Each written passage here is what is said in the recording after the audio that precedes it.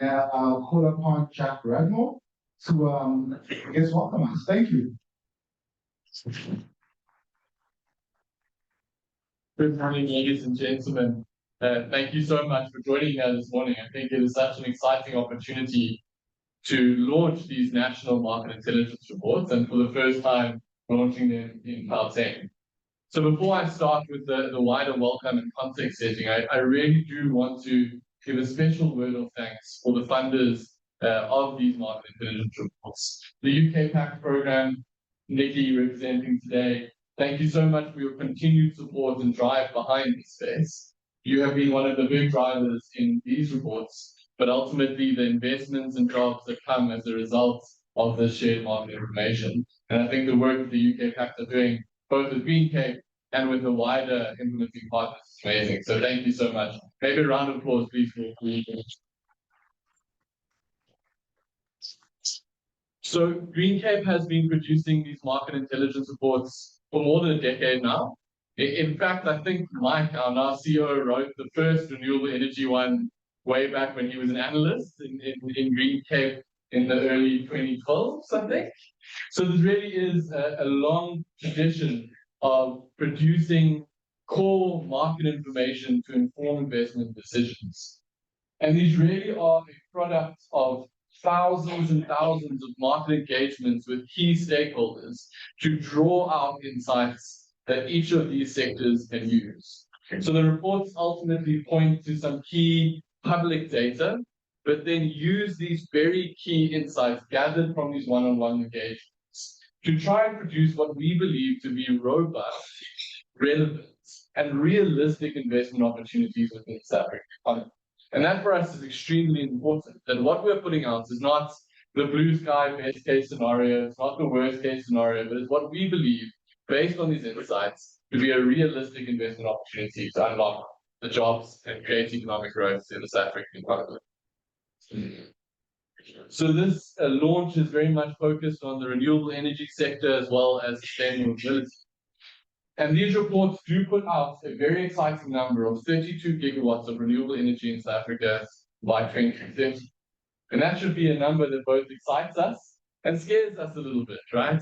A lot of work to do to get there, but a lot of opportunity in the back of that space. I'm not going to unlock that too much more. I'm going to land that with the authors and their panel to really pick up those conversation points. But before I leave you, I know that we have some of the best and brightest investment minds in this room already. So we have a little bit of an icebreaker that Tulu's going to show us here. So if you wouldn't mind, one back, if you wouldn't mind scanning that QR code, right? So this is a challenge. You are an investor, you're an equity investor, you have 10 million rand, and only 10 million rand will know if you cheat. There are 7 startups presented to you, each of which represent a startup in one of these markets that we're talking about today. There's also a global tracking fund in there in case you're low risk and just want to put your money in Satrix. But what I want you to do is invest your 10 million rand in these startups. They have no listed market value. This is about your gut feel, understanding of the markets, understanding of the opportunities. Invest your money wisely across those different markets, and at the end, we will announce the winner, and you will receive your 10 million rand back in love and appreciation from Green Capers. You're welcome to claim that at any point from any Green Caper in the room. So please do, we'll leave that QR code up for a few more minutes, and then towards the end of the event, we'll announce that space. So think wisely, take your time. 10 million rand is a lot of money. But with that, I really want to get into the meat of the conversation today, and I'm going to welcome up Silnet, who's going to moderate the panel and have a discussion with each of the potential authors of these reports to speak about what they've learned and some of the exciting things that are in these reports. So thank you very much again, Silnet. Over to you. Jack. Also, thank you so much for joining us this morning. I'm just going to invite Ian, Ulrich, and Jack back up with us. And then we'll get into the conversation to actually unpack some of what is in these reports. And I'll allow them to introduce themselves in a second. But before we get going on actually just diving into the read while we are all here, just want to highlight that we've made some changes to the actual reports this year. So just for those of you who are familiar with them, we have decided that if you look at the sector, if you look at the industry, and you look at policies and the movements in the policies, there's so much that actually happens in like a year's time, that by the time we launch these reports, some of those sections are actually already outdated. So what we decided to do this year is that we've kept the market intelligence in terms of the investment opportunities in the physical document. So that's what you'll have in physical document as well as the PDFs online. But we decided to go a bit hybrid and a bit more digital with those policy sections and the sort of sector overview sections, so that we can actually, so that the authors, as something changes, they can update that. So those of you who are familiar with having those sections in the physical document, they do still exist, they just live online.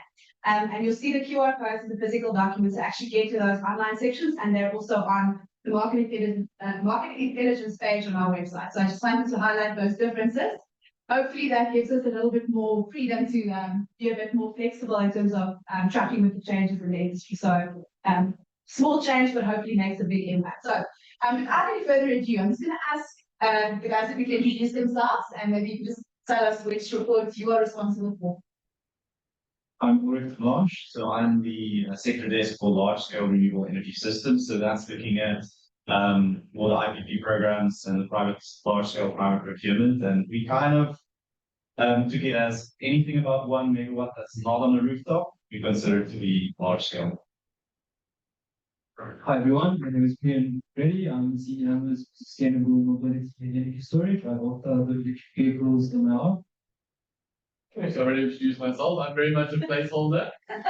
Unfortunately, our author, Arvin wasn't able to join us here today. So I'm going to do my best to represent his industry, and that is energy services. So that is a combination of our small-scale emitter generation, so less than 1 megawatt on a rooftop or ground mounted, and then our energy efficiency sectors as well.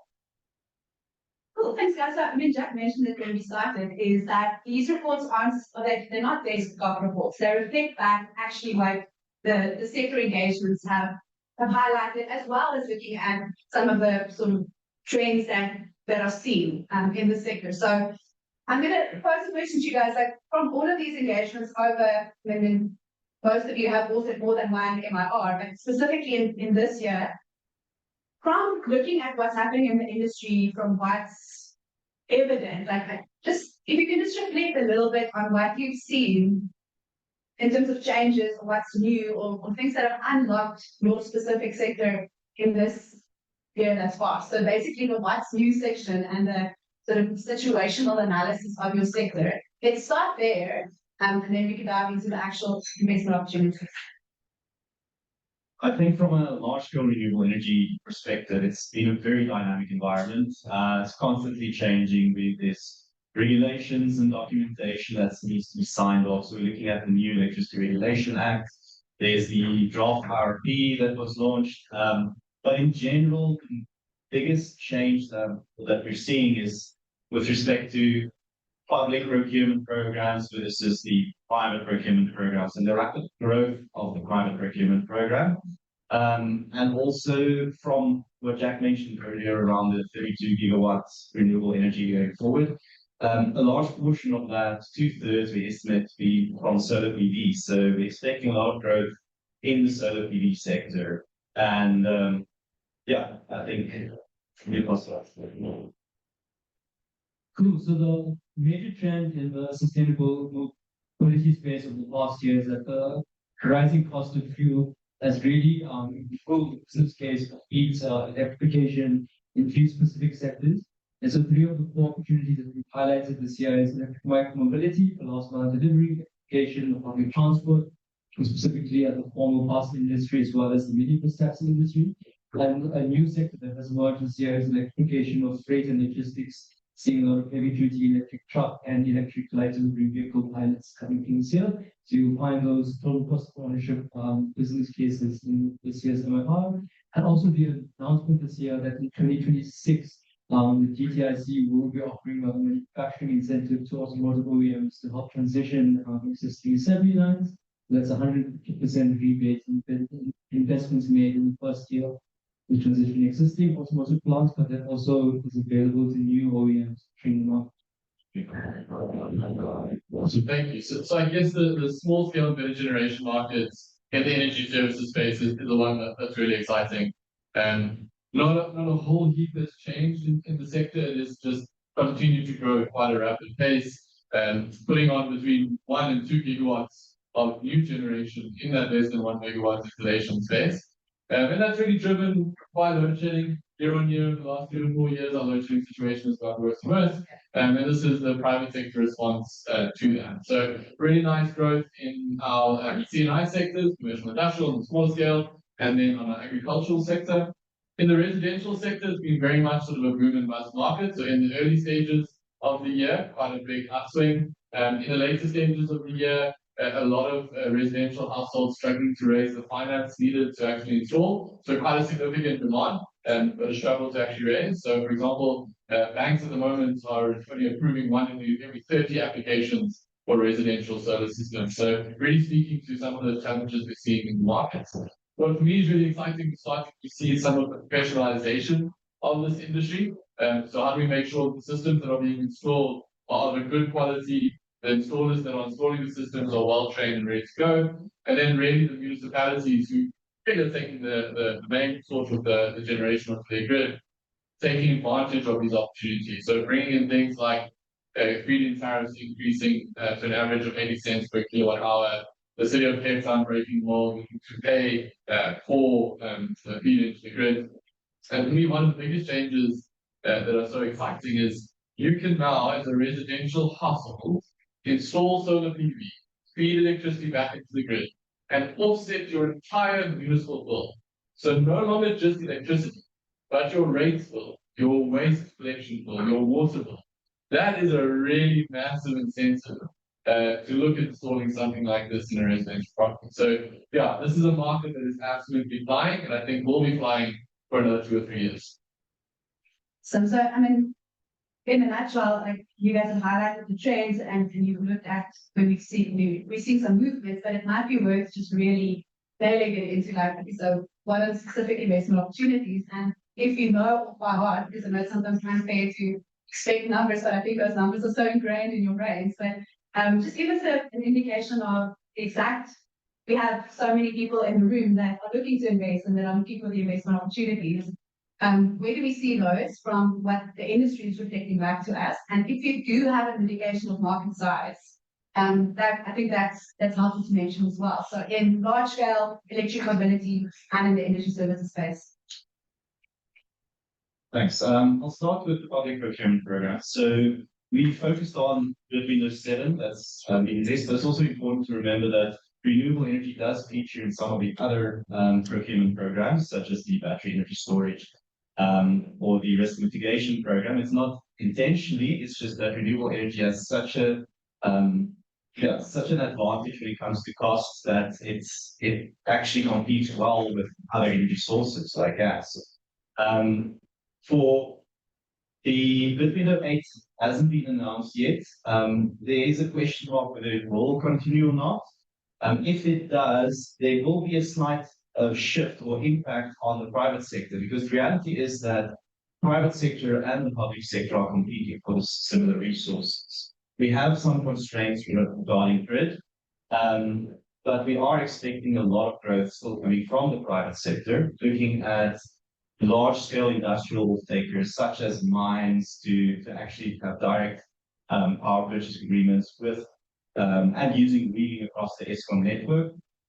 With regards to opportunity there, in the long term, we see them to be similar. We're looking at about 200 billion rands for private and 200 billion rand for the public sector growth by 2030. So just to get a rough idea in your head, we're expecting about 2 gigawatts of renewable energy to come online every year. That's just an average, but it's quite significant. Although it's not quite what we need in the long term, it's definitely a possibility. And based on the discussions we had with industry around which projects that they're developing have off-takers, private off-takers, which developments are realistically going to happen. And that's kind of where we came about with that estimate. But it's also to note there's also the manufacturing of renewable energy components. So the reality is that they need stability in the market, and we hope that private sector growth will add some of that stability to enable more local manufacturing. And that's also to mention that it also ties in with what the aims are with regards to South African Renewable Energy Master Plan, and also the just energy transition, how that fits into not just grow the development of renewable energy, but grow the whole supply chain, the whole sector. But we are trying to be realistic with our estimations. I think for the manufacturing, we estimate around 40 billion rand. But that can change depending on what new rules come out, what happens with the international market. And as many of you would know, the sector is known to be dynamic. So a lot can change in a very short time. And that's why it's important for us just to keep track of what's happening. And that's also why we looked at this online version where if something significant happens in the regulation, we can adjust our content and not be reliant on this print version. Thanks. Sure. So in the electric micromobility for last mile delivery sector, there's a market size opportunity of about 50,000 vehicle units that can be introduced over the next year. That market size in rand value will vary based on the type of electric micro vehicle to use. So if electric three-wheeler, typically you're looking at a unit cost of 150,000 rand, electric motorcycle around 90,000, and electric bicycle around 40,000 for that. Yeah, in the public transport sector, I think one of the most promising opportunities right now is the Golden Arrow electric bus opportunity. So they're looking got on procurement. It's a 500 million rand investment opportunity for 120 electric buses that's looking to go out on procurement by the end of this year. So I think in the public transport sector, that's probably one of the highest value opportunities. And then automotive manufacturing in general, South Africa manufactures or rather assembles around 500,000 vehicles a year. So that's a sort of total addressable market to transition towards electric vehicle manufacturing in Europe. Thanks for that. I think before I answer your question, I want to take just one quick reflection. Like, this is my 10th iteration of these MRRs. And what's so exciting for me is how these markets have changed and developed. So in 2013, 2014, we were writing about, the growing potential in the public sector REIT markets. Sustainable mobility wasn't even a thing back then in terms of an investment opportunity. City of Cape Town was the first municipality then in 2014 to put up feed-in tariffs and embedded generation. There was a smattering of like the crazy fringe that was installing it. But now these markets have grown, right? We're seeing 50,000 last mile delivery vehicles. We're seeing the private sector response on scale, both in wind and solar. And we're seeing this embedded generation market continue to grow and thrive. And it is thriving, right? The last 3 years have seen pretty significant growth, specifically in the solar PV small scale markets. And as I said, adding between 1 and 2 gigawatts, landing at somewhere around 3.5 gigawatts at the end of last year, with the expectation for that to continue in that trajectory for at least the next 2 or 3 years while we're experiencing extended load shedding. I think once the load shedding situation calms, hopefully in 3 years' time, the market will look slightly different. So I think we've got a really nice opportunity in the next 3 to 5 years, and then the market's going to take a shift and grow into a new direction. Still be a really big opportunity, but a new direction space.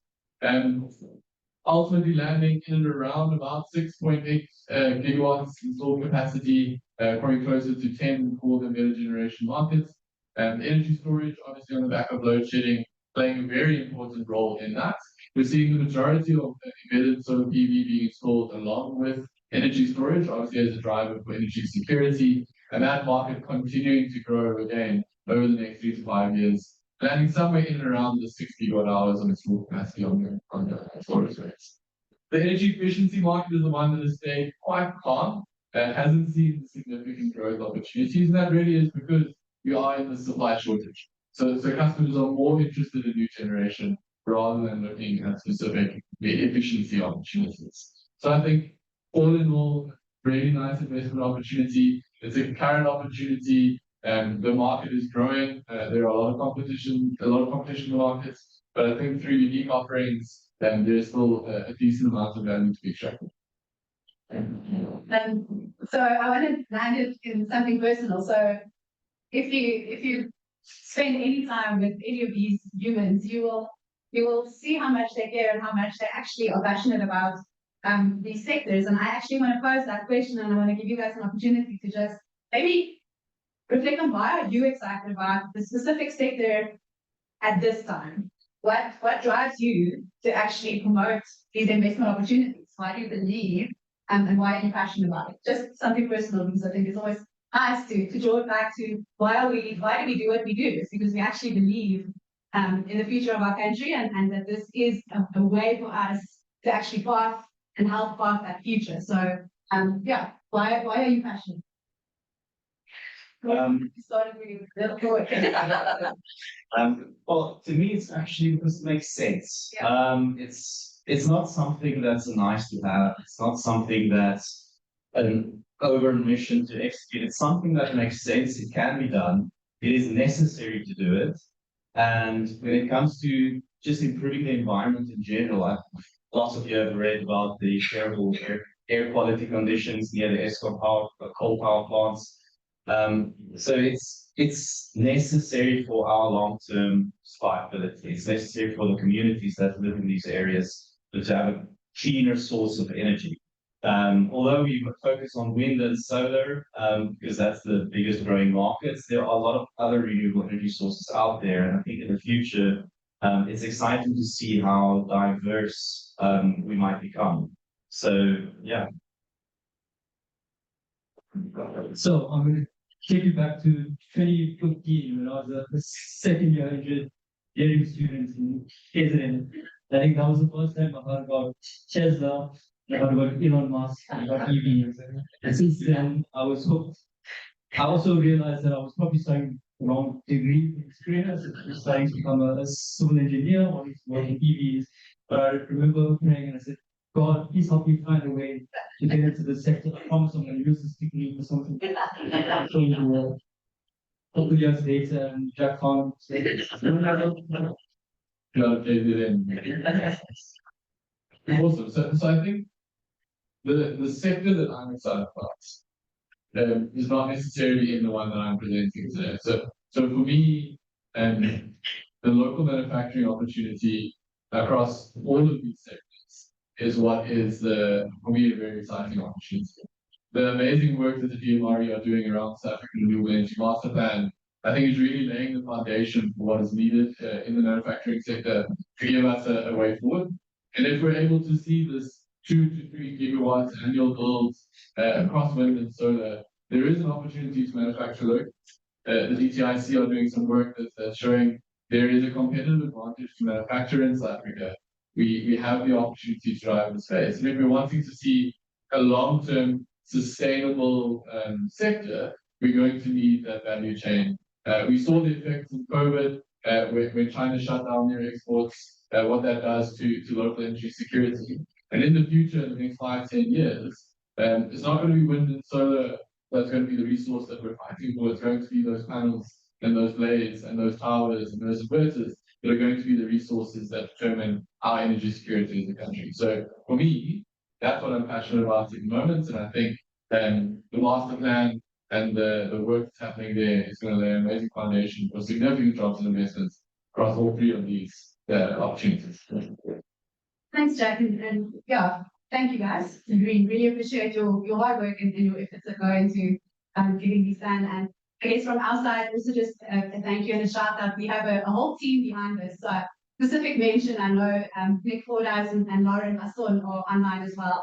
So they also play quite a big role in getting these over the line. So just thank you to them, and once again, thank you to UK Pact for supporting the development of these documents. And maybe just to also mention that these are one set of insights that we published, and these specific ones are nationally focused because of the energy crisis. That's a national situation, we also have regional documents that actually deep dive into some of the key regions in the country as well. Most specifically, there are reports available for Mpumalanga and the Western Cape, and they also extend to water and sustainable agriculture. So online, you will find a bunch of these resources, and I think on the circular economy side, there's some very key specific ones that look at very specific market opportunities. So just to broaden it out, then I think what we wanted to do, thanks guys, I think we're wrapping up, so thank you so much. We can give them out.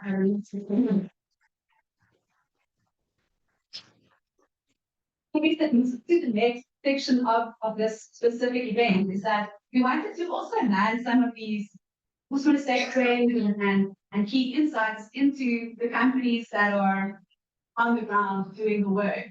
And to showcase some of our ecosystem partners and some of the businesses in the sector that are actually demonstrating that these are viable investment opportunities. So I'm going to hand over to my colleague Tyrese. He's going to be the facilitator of this panel. And I'm also just going to invite our SMEs that have said yes to come and share some of their insights with us as well. So yeah, over to you, Tyrese.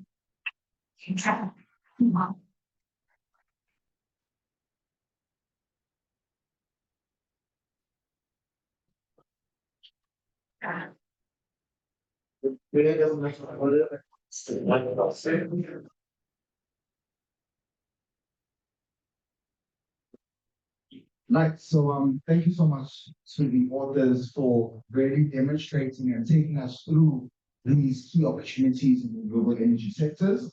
As Sonette alluded to, it's very interesting to see where these opportunities land with businesses and companies and SMEs within the sector. And I guess this is a practical manifestation of those opportunities that are outlined. So to kick us off, I'd like to ask you, gentlemen, joining the panel, and thank you so much for joining us. Joining us. Please, quick introduction. What are you about? What is your company about? Okay, so my name is Frans Paul. I'm from a company called Utility Energy. And what am I about? I am the Chief Revenue Officer as well as the Chief Operating Officer. This is what happens often in small companies. You know, we own and we hold several different titles with big names. What the company is all about, we about access to energy and energy reliability for our customers. We have a big focus on residential market, but we also do bigger projects and focusing on SMEs as well. Hi everybody, my name is Amit Abraham. I am the co-founder of Soko Capital. A little bit about us, I think needs taking a step back. We are currently operating as an EPC within the sort of small to medium scale C&I market within South Africa.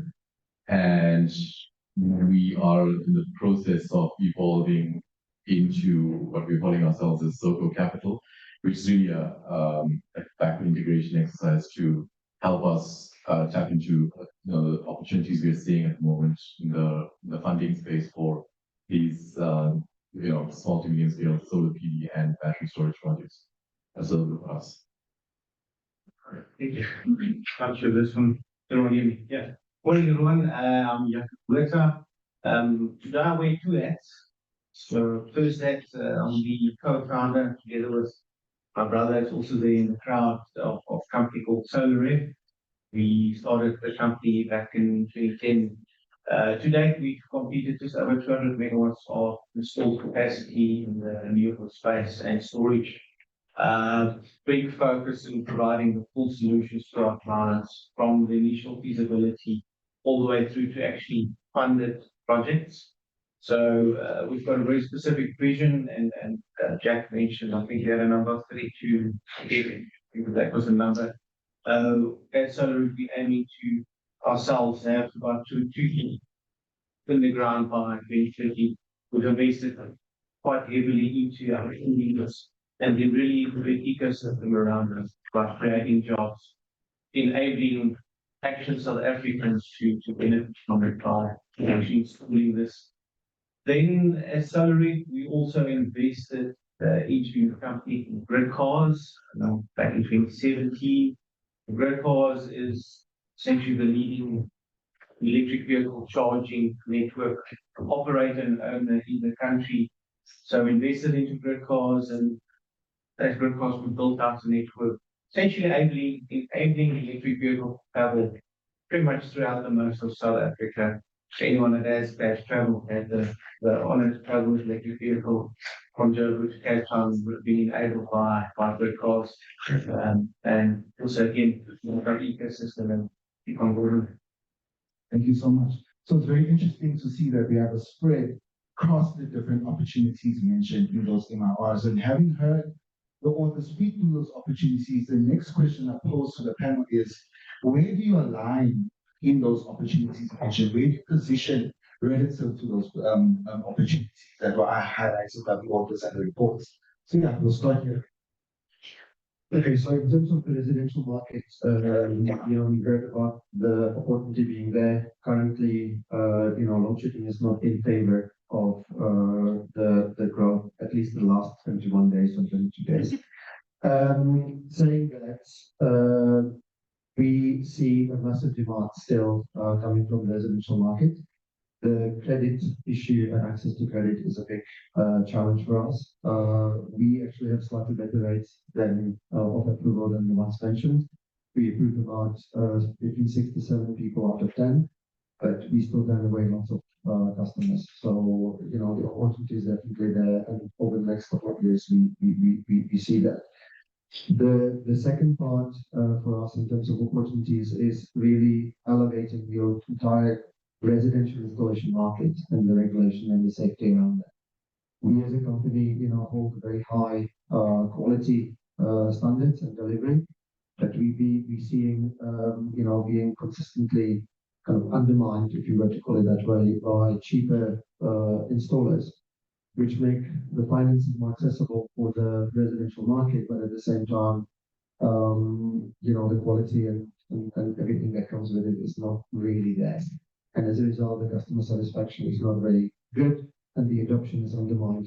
We have much harder job in the future to convince people that, solar actually doesn't mean bad experience. So those two areas, access to credit and funding, and the second one, just elevating the overall market quality and reassurance, from regulatory point of view. Yeah, so I would like to actually build on a little bit of what Fent has been talking about. So, but before I get into that, we currently operate within the in reference to the Green Cape report into the small to medium C&I space for both solar PV and battery storage systems. That technically means roughly between 100 kilowatts to about 200 kilowatts on average. Although, if you look at some of the projects we've been putting out lately, it's, in excess of a megawatt. And I mean, the largest individual battery system that we built in the recent past is a 1.7 megawatt hour battery for a large corporate. And that's the equivalent of running about 500 houses for a period of 2 hours, 2.5 hours of load shedding, in one single delivery. So, but if there's a gun to my head and I had to choose, I would say it is within the early stages of Soko Capital, especially from a funding perspective. We would focus on the 100 to 300 kilowatt segment, but not to say that we wouldn't consider some of our larger customers, requirements. And I think a lot of that is really driven by, what Fanta just, touched on. It's really access to credit, and a lot of customers are not exactly, not credit worthy. It's just, I guess it depends on, their core competence, right? And a lot of the questions some of our, C-suite customers are asking us is it really a good idea for me who make pizzas for the public sector to get into building my own energy plant, right? And do I really want to be burdened with the technical overhead of managing such a site, despite having availability to service level agreements for O&M, etc. And so it's yes, partially it's a result of credit, availability or the lack of it, and sometimes it's really about just customers saying, well, I need to focus on what I'm good at. And driving, an investment into a 5 million rand asset that requires quite a significant amount and largely underestimated by customers. I'm sure Jaco will touch on that too. It's not an easy asset to necessarily maintain.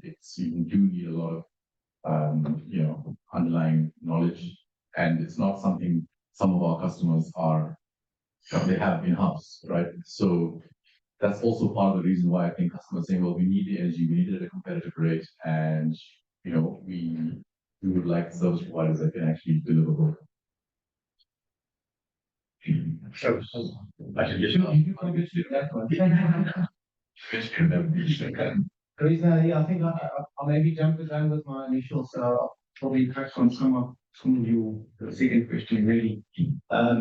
But perhaps I think for me, it's about that bigger picture stuff. Every single one of us here and everyone around us has got the responsibility to act now, not act yesterday, act now. That is our decision to make what we're going to do forward. Guys mentioned climate change, bringing out that word now. It is real, it's there. Whatever we do today already influences what we are, more specifically, what we are not doing today is really influencing what the world's going to look like tomorrow.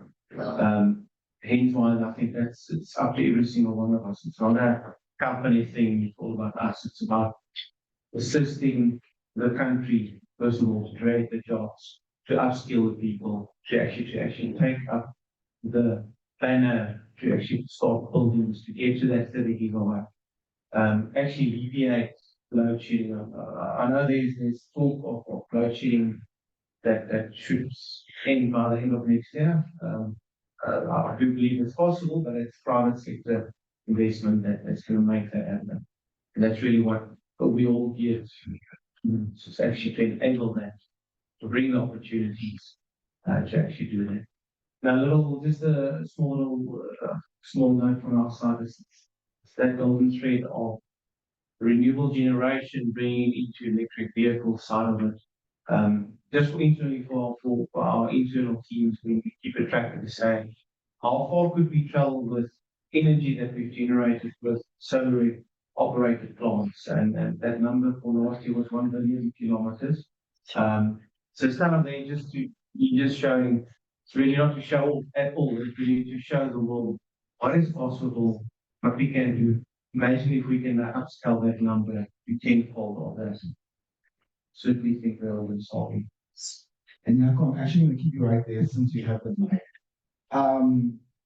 We've spoken about current opportunities, and I actually want to ask you guys to step into the shoes of the authors or the analysts themselves and tell us what you think are the biggest opportunities in your sector.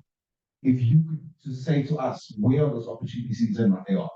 I think that's the beautiful part for me is that there are so many. I think you guys mentioned that as well. Yes, you've highlighted some of the last mile delivery stuff on the EVs, the larger scale IPP stuff as well. All those are opportunities. Beauty of this, it's all of those are opportunities. I specifically focused on building the network, really building the electric vehicle charge network out there, building the larger scale solar plants there. That's the point. The opportunities in all these different subsectors. It's about getting the people to think, everyone to think outside the box. I think things that we'll see happening in 3 years' time, maybe none of us are even thinking it. And 3 years' time, we're going to look at it. That's not a good idea. We're going to think of that. But I think that's the point. Let's help enable that. The country is blessed with entrepreneurs, blessed with resilient people around. So I think that's up to us. Let's just enable that. Yeah, no, absolutely. Not really follow that act, but I think from my personal perspective, it's really about creating focus, right? The opportunity out there is quite significant, and it's really, in my personal opinion, I don't think we have enough utilities, and the solar X and the grid cars in South Africa to really, accelerate it, fast enough. And so it's hard to be a jack of all trades. And, we had to make a strategic decision to say, let's create a focus area and, let's just build, where we are good at and eventually maybe look at expanding. So for us, we've sort of hunkered down on, the small to medium scale CNI space. It's really the backbone of the South African, economy and yeah, there's just massive opportunity and there's some really great, customers out there who, appreciate kind of work we do and it's honestly an honor to be able to serve it. Okay, so I think for us, what you think for us, the big opportunity, if you look at the market, especially the residential market, is a couple of things to consider. One is currently, if you look at the kind of market that could afford solar system, of a certain quality that would offset the bill and run, the major appliances within the household, it's only applicable to about 30% of South African households. The remaining 70% is completely untouched today. And even within the 30%, we still have the issues with credit, with adoption rates, skepticism and some kind of word of mouth issues that, customers are a little bit wary of installers, touched on it earlier. So whilst we're looking at the growth opportunity within the 30% still there, there's only about 20% adoption at this time. So the scope is definitely there. But if you look at total South Africa, the underserved community is a big opportunity. We currently don't have, as an industry, easy solution. I don't think it's an individual residential solution. I think it's more microgrids and similar sort of small utility scale projects. And I think the kind of partnership with public sector, municipalities and private sector is, a huge opportunity if you kind of look at, really truly transitioning South Africa to renewable energy. So you've been having you focus on the opportunities themselves, but we must always keep in sight that we are still trying to land investments into these projects that are highlighted across these sectors. So Frans, I'm going to stick with you still. I think you still got the mic. What is your investment ask and how could potential investors, get contact with you? Okay, so currently we actually, from an investment point of view, we managed to raise quite a bit of capital for our projects. So from that point of view, we have the backing that we need currently for the short term. In terms of the opportunities, I did talk about it. We have a huge opportunity in the underserved market. I think we have a very clear plan and strategy and investment for the top 30% that I've mentioned. But in that space, and it also applies to SMEs. So if you think of spaza shops and small entrepreneurs, in those areas, there's a huge opportunity, and I think the investment, there is massive opportunity from my point of view. It will require thinking a little bit differently about the business and how we can approach it. And the solutions, but we as a company are equipped to do that. We've bagged a couple of experiences, on small projects of that size, and we literally ready to roll it out. And I think we have a couple of projects now on the go with big partners, especially in the informal sector. So, if anybody's interested, I would be very keen to discuss those opportunities. Yeah, so thank you. So for us, we've been on the sort of investment roadshow journey for close to 18 months now. And for us, it's not just about investment, it's also to be the right investor. And I think that is crucial for us to really ensure a smooth long-term growth, right? So the decision that we took sort of late last year was to, put aside a certain amount of funds to self-fund our growth in the first sort of 6 to 12 months of what we think we'll need, and thereafter, sort of use those results and those cash flows to demonstrate to investors what we can do. It's not just about a nice financial model and spreadsheets, and then as sexy as those things are, you gotta translate that to real cash through the door, right? And that's really what gets, investors comfortable, if they are ever comfortable. So we are on that journey right now, and we're deploying quite a bit of cash into these projects on our own, with the goal of eventually converting that, into a large scale investment. However, at the moment, what we are, given that we have been on the CFA journey, we are looking at a check size of about $5 million. And I think that is a reasonable ask compared to sort of what we are, putting forward on our own balance sheet at the moment. So yeah, that's where we are, and I'd love to mingle and see who's in the room that can maybe open some doors for us and introduce us to that, right investor. That's really most important for us. Thank you. Thank you. Clearly, the message today is investment is not only in brands, in a sense. I think from our side, and again, what to add, from a SolarWeb perspective, access to funding, we have to roll out quite a substantial amount. So the investments we would be looking, there is opportunity to partner with people that are in need of power, that need solutions.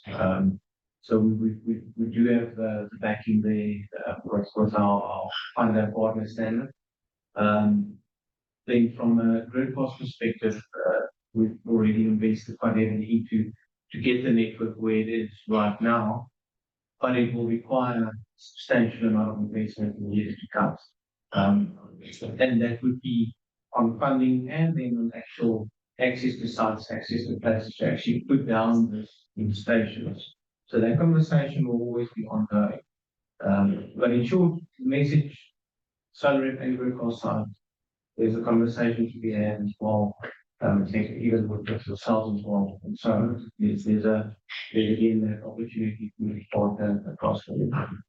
Excellent. Thank you so much. That actually brings a close to this panel discussion. I'd like to thank you so much for dedicating the time to being here. Can you please give our SMEs around?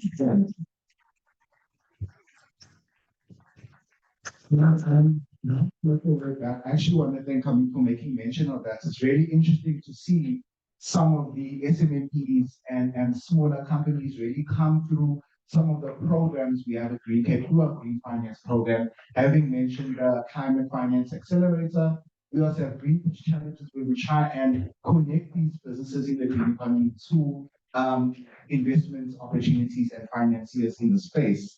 And I think that segues very nicely to the next section. I think I'm actually going to call Green Finance lead of our Green Finance program at Green Cape, Lisa, who's actually going to share some of the results from the challenge we had at the beginning. So please welcome Lisa. I think also just a quick opportunity to mention Climate Finance Accelerator and Tyree's sort of said something about it, but a really nice opportunity for you just mentioned we do have our workshop coming up in July. So looking mid-July, so we actually heard where we're actually bringing 15 different businesses and projects that are involved in the green economy across the full spectrum of the green economy represented, and actually bringing it then toward the financiers and get them the opportunity to be able to present their projects, and then obviously sort of in a way pick apart the project back together again in a way that helps them to become more investment ready. So that is coming up in July. And hopefully with the financiers in the room, I know you guys are, please, we would love to have them here in person. Are we ready for some results? I feel like we need to speak about Green Pitch a little bit. Green Pitch is also coming. And so one of the nice things about sort of focusing on different areas of projects, so when we Climate Finance Accelerator, we do have these sort of more mature, closer to pre-growth projects that are coming through that we're going to be highlighting and creating sort of a presence around those projects. But then there is something called the Green Pitch Challenge, This looking at sort of slightly earlier stage projects, a little bit more in the venture capital space, and yeah, sure. Looking at the the first pitch challenge we ever held was in 2017. I had a look at the numbers yesterday. We've got over 98 businesses that we've actually worked with through the process of hosting the green pitch. So a really nice big number, but often very much earlier stage. And what has sort of transpired is working with these businesses and watching them grow. Super exciting to see that level of growth that's happening. So Green Pitch Challenge it is coming up in September. As we are a national platform, but again, also likely to be hosted here in Johannesburg, and a national presence across the whole green economy, and also with the Project Newman Foundation. So, some interesting numbers here. Do you want to chat through this? Cool. So some exciting investments. There's obviously some really strong investment minds in the room, and some I'm worried about. So we'll get to that. So this is a breakdown of where the investments went from this room. So there was a few billion rands invested. A big focus on last mile delivery. So Priyan's obviously addressed people this morning, so well done there. Really nice to see, obviously energy storage. Everyone's still concerned about load shedding, so nice opportunity there. Really nice to see our solar PV manufacturer picking up some decent investments, and I think they're going to feed both into the REIT market, but also the private sector market. So really exciting there, and I'm glad to see not too many people took the easy way out and invested in the S&P 500 in the low return. Yeah, nice results there. But let's go to the final results of who our winners are.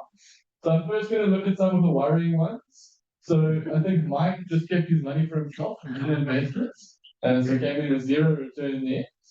Sam from Green Cape put all of his money into the S&P 500 and received an okay return, but relatively low. I'm really worried about Absa's investment mandate. I'm worried. That's but on the other side, the NRS should be opening an investment house. Joseph coming out on top there with some really strong investments. Well done, Joseph. We're having a round of applause. And then just followed up by Roldo from Green Cape, one of our other finance experts. And then Dia from Ev Electric coming up there as well with some really strong investments. So a round of applause for Ev Electric. So as I said, if you are on the lower end and you're in the finance industry, I think you're worried. But if you're not, maybe you got a new opportunity here. Take your money out of your retirement and then put it into some startups. So that's not official financial advice. But as I said, Joseph, please collect your love and appreciation from the Green Cape team anytime. I'm sure Priyan will be knocking down your door to talk about those investments that you're going to be making. So with that, I'm going to hand over to Messia to close us out.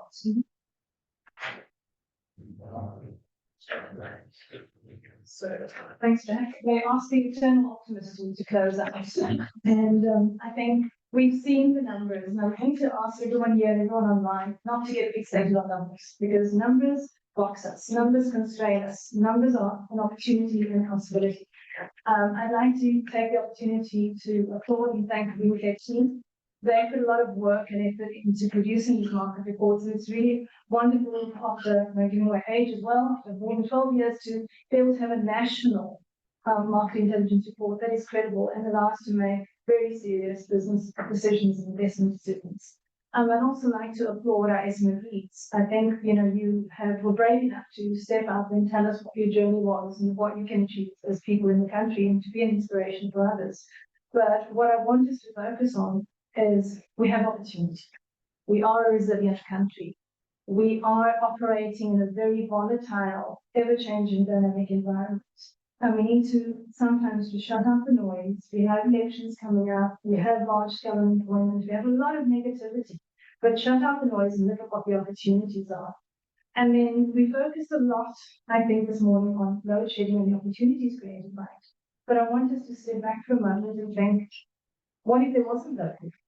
Right? We have an imperative as consciously social individuals, consciously social companies, to look at what is our essence, our planet. Why did we start looking at renewables? Why are we looking at a bigger ecosystem? And then remember that we are an ecosystem.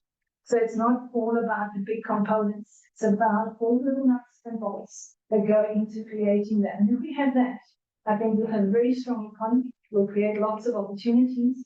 And I would look forward to the next market report, because I think it could be a great one. And I'd like us to step back in 2030 and then say, what do we look at in 2024 and beyond?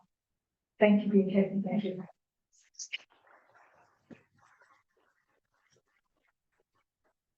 Right, so that brings us to an official close for the program today.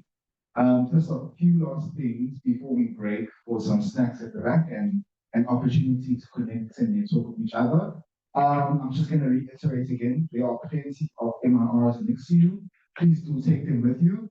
If you do prefer the digital versions, we will keep this up if you would like to get the download link. And then lastly, there are a bunch of green papers in the room. If you need assistance with anything, you can look for us. I think we're all wearing green lanyards, but I see one green papers. You are green papers. Green lanyard. And then lastly, on your way out, at the desk, the registration desk, where you sign in, please leave those lanyards with us. We actually use them for future events. So please, unless you really want to keep them as memorabilia, just reach out with us without us seeing them. And then the last thing, if you could just kind of huddle, we'd like to take a picture of everyone together. So my camera can go to 0.5, but I don't think I can catch everyone in the room. If you could just huddle a little bit closer so we can take a group photo, please.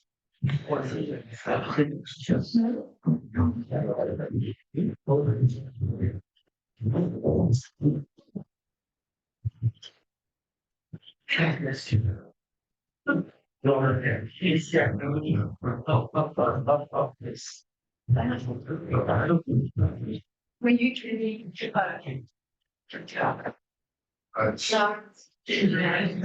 it's really not feel like we're actually.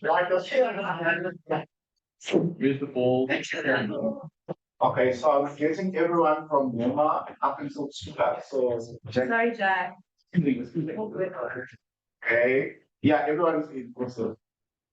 Okay. Why is it like? My knees are no longer your knees. Okay, yeah.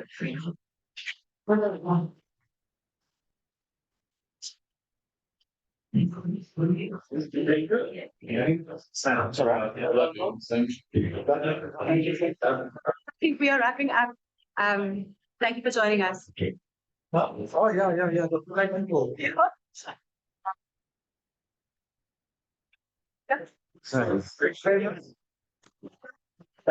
Come on.